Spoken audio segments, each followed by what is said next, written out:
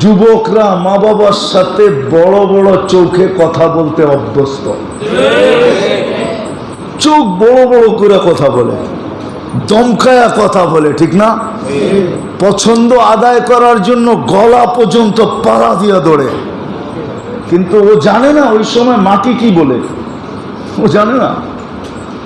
ও যে সময় চোখ বড় করে আর মা বাবার সাথে চিল্লায় আর গলায় পাড়া দেয়, বাকিগুলা বাদেই দিলাম, তখন জমিন আল্লাহকে বলে অনুমতি দেন না ওরে সাইজ করি, অনুমতি দেন, আমি ফাইটা যাব, ওকে ভিতরে নিয়ে নিব ভিতরে। যুবক বাইচা গেছো, আল্লাহ মেহেরবান এই জন্য, নাইলে ডেলি শত শত মাটির নিচে চলে যেত।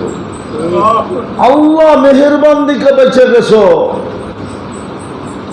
সামান্য একটু দাবি পূরণের জন্য মা বাবার গলায় পাড়া দেয় না, দেয় না?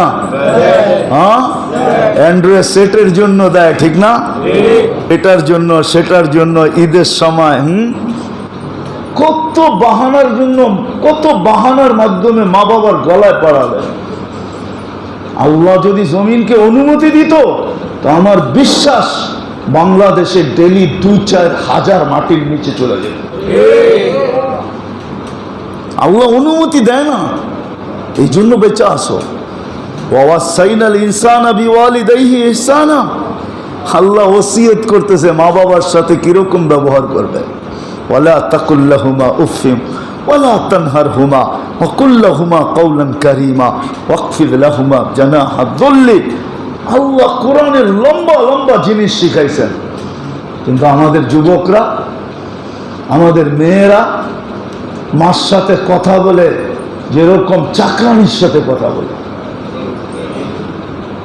আজকে সমাজ এই জন্যই তো নষ্ট হয়েছে।